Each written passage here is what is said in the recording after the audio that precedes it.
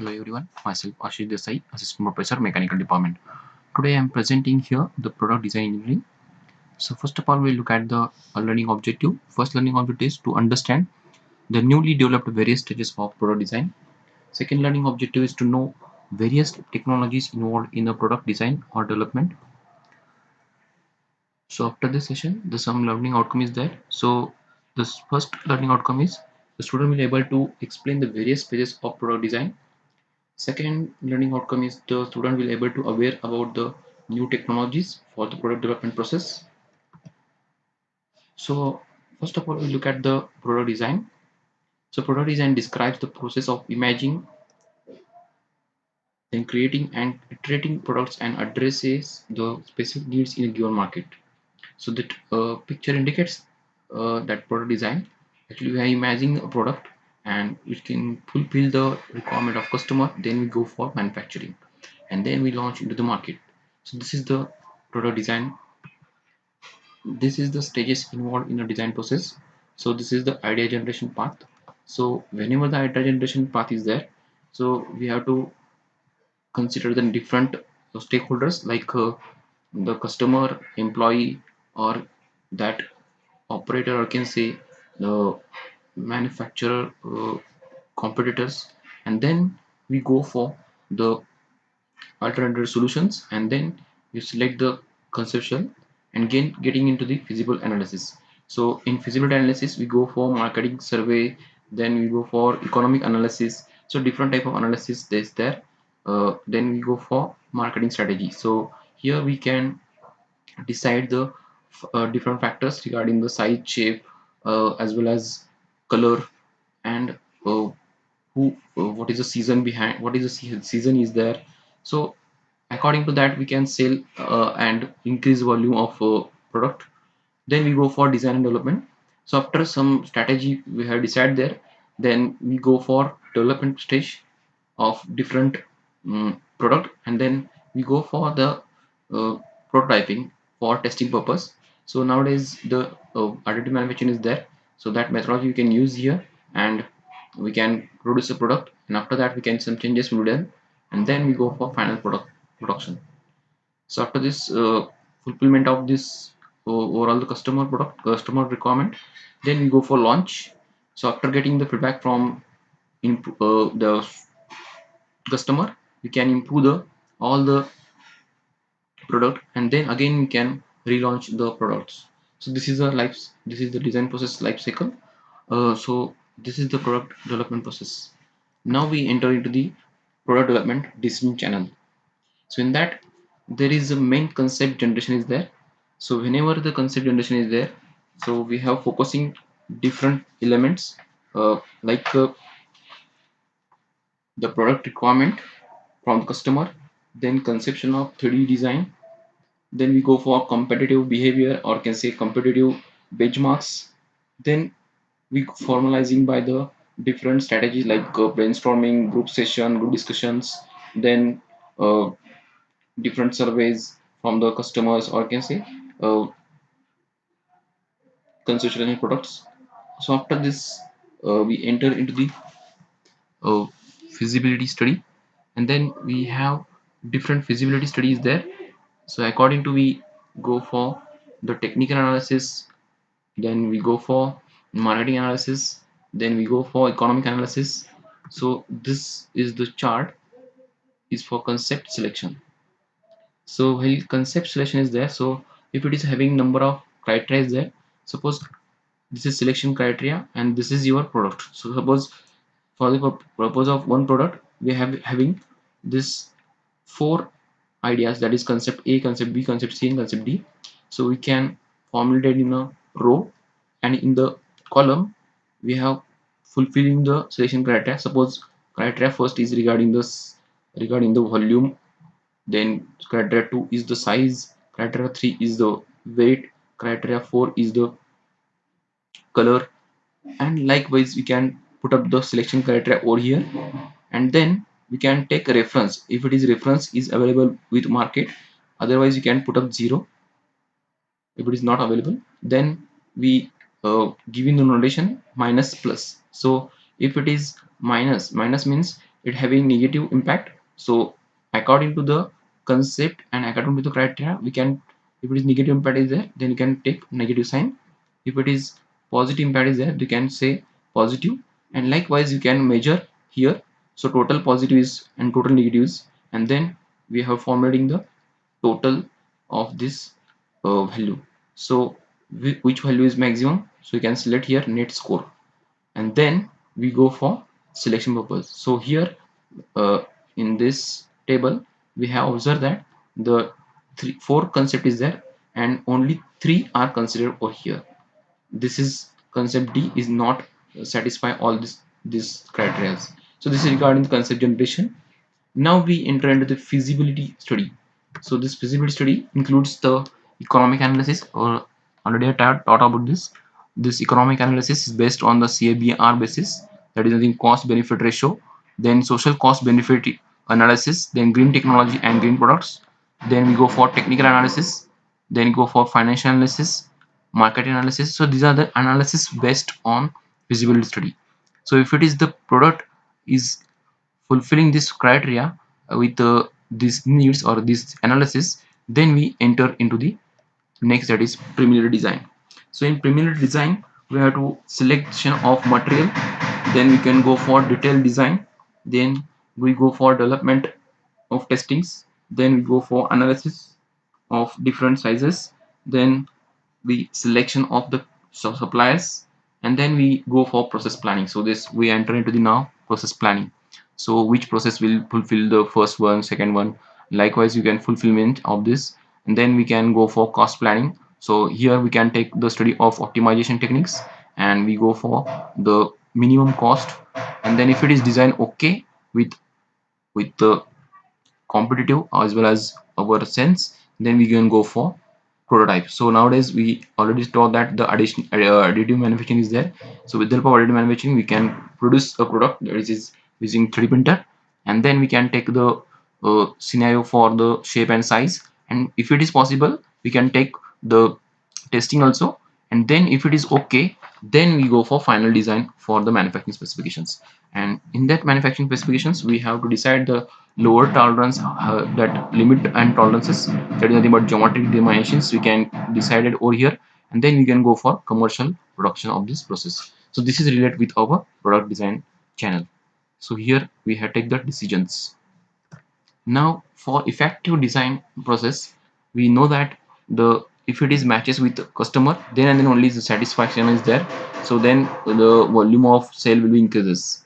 Then second effective design process for that, that is cost effective manner. So mostly the cost effective is there, then and then only the more sale is there, and it is attract to our the customers. Then third one is to reduce the market time. So this is also main criteria for design effectiveness. Then last is a minimizes the revisions. So if it is fulfillment of the customer is there, then we can automatically we minimize the revisions. So this is regarding of the effective design process. Then we know that different technologies involved in the product design developments. So first here the reverse engineering. So these are the different parameters. So first parameter is reverse engineering. So in reverse engineering, we have to study the existing product, and then after analyzing, we can modify the different components, and then this is called as reverse engineering.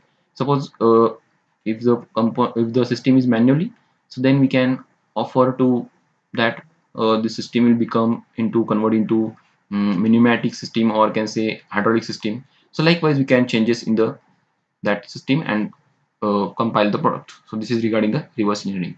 Next is the design for manufacturing.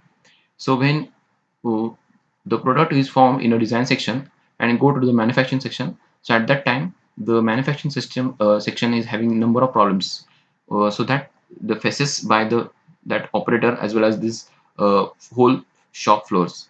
So before that we have to go to the manufacturing. We have decide the different parameters for the manufacturing, how it manufacture, how it is possible to convert into easy access for the operations. So we have to decide first and then go for manufacturing end. So this is the method for design for manufacturing. So it improves the quality as well as it improves the handling the way or handling the time. So this is the important for the design for manufacturing. Then we go for design for assembly. So we know that suppose one component is there and having different components, different sub components there. So when you assemble it, so it is tedious, so then the customer is not satisfied. So we have to offer with the help of DFA, minimize the number of fasteners, minimize the number of components, and we have to use simple fit systems. Likewise, we can offer it in a design for assembly. So this will help to product betterment, or I can say improve the productivity. The next, design for recycling. So number of way what will happen, the component is not recycled. Suppose if it is component is not working in a assembly section, so you can throw into the scrap. So likewise, no, it happens. So when you like this component is there, so we can recycle by different techniques, or you can say different manufacturing techniques, and then uh, we can save the cost of company. So this is the important criteria for design for recycling. Then remanufacturing. Suppose after inspection the component is not working. So if you possibilities, you can rework and you can use. It is such like the recycle. Next, this is design for disassembly. So as like assembly also, design for assembly. So whenever number of part is minimizing, so we have to try to focus on disassembly also. If we see it is assemble is properly but disassemble is not proper, so the proper work is not happen. So disassembly is also important for the product. Suppose whenever the repairing of component is there, so when repair it, so it is easily he can fit it. So this is the way of the good disassembly by the product. Then we enter for robust design. So in robust design, we have to study the optimization techniques. So here we can different techniques is there, that is like the Togochi method. We have studied here first, and then we implement for the product. So this is the better for optimizing the product. Then now enter into the modular design. So modular design means what? It have different components. So we can divide into different subparts, and if it is suppose one part is not working, so we can easily remove because we are divided into different sub points, or we can say different subparts. So we can easily remove and easily fit it. So likewise, the modular design we can implement for the design process. Then concurrent engineering. So in concurrent engineering is the nothing but it is a team effort for mm, the development process. So here the coordination mechanism between the market research area or market research sections. Then next is the manufacturing and inspection sections, then sale and services sections, then concept development section. So they all are the that branches will come into the picture, and then it coordinately working it, then and then only it possible that the product design and planning will be more effective by that improving the process. So this is the mm, concurrent engineering, and it helps to also the betterment of the quality of product. Then low cost will happen, then reduce time to market, then higher customer satisfaction will be takes place. So these are the some technologies involved in a product design development. So more focus will be on that strategies. So this, then the product will improve our the cost, improve our the different you can say quality. The next part is the computer design and engineering tools. So nowadays the CAD CAM says play an important role in a manufacturing sections, because whenever the imagination of the product is there, we can go for 3D modeling or 2D drawings, and then we can improve the designing by these two techniques, that is by CAD or CAM. Sorry, CAD in that 3D modeling also done. Then if it is having number of drawings, we can take place in a process planning, and it is helpful for different plans. Then if it is analysis is there, So we can use different analysis software, that is you can say that it's called as CAE, and that CAE is nothing but computer and in engineering. So here we can use number of tools for the that is called softwares. Simulation purpose also there are a number of softwares is there for flow mechanisms as well as sense manufacturings. For assembly purpose, we can assembling the part and detailing the individual patterns by using 2D or 3D softwares. Then for manufacturing sections, we can produce a prototype by using additive manufacturing. Suppose by using 3D printer, we can manufacturing easily one component, and then we can testing. We test it, and then we can go for mass productions. So this is the methodology for the adapting the CAD/CAM CE. So this is regarding the CA and CAM. Now different tools is available with us, that is for CAD purpose. So these are the software names, that is Unigraphics, CATIA, Ideas, Pro-V, AutoCAD, SolidWorks, Fusion 360. No, likewise the CAD software is there. So with the help of that we can easily draw drawings into 2D or 3D formats. Then this is CAM. So if it is design is finalized, then we go for CAM for producing the toolpath for the CNC machines. So different CAM tools is there, that is Fusion 360, then Delcam is there, Katia Delcam is there. So likewise the CAM software is also there. Then we enter into CAE softwares. So these are the analysis purpose. By structural analysis we can done here, as well as we can do the